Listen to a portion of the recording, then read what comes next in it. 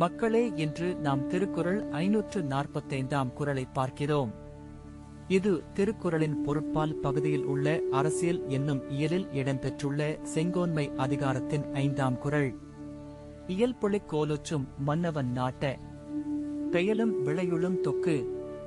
இந்த குறள் சொல்லும் பொருள் என்னவென்றால், தன் வாழ்க்கை முறை இயல்பாகவும் ஒழுக்கமாய் நடக்கும் அரசன்தான் நாட்டை நல்ல நிலையில் கொண்டு வரும் பெயரும் புகழும் பெறுவான்.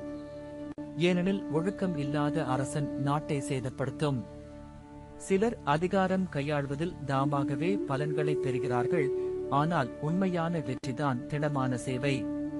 திருவள்ளுவர் இதை கூறுகிறார். குணநலன்தான் மேலாதிக்கம்.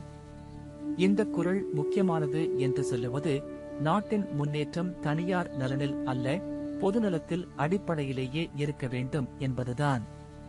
இன்றைய வாழ்க்கையில் அரசியல் தூதர்கள், நிறுவன தலைவர்கள் அனைவரும் தனிப்பட்ட லாபம் மிஞ்சிய ஒழுக்கம் இல்லாத முடிவுகளை எடுக்கிறார்கள். அதனால் இந்த கற்றல் மிகவும் தேவையானது. அதனால் திடமான ஒழுக்கம், நேர்மை ஆகியவற்றை கொண்டிருப்பது சமூகத்தை வலுப்படுத்தும். மக்களே, ஒழுக்கமுள்ள தலைவர்களை தேர்ந்தெடுத்து நியாயமான சமூகத்தை உருவாக்குவோம். இதுதான் திருவள்ளுவரின் அறிவுரையின் சாரம்.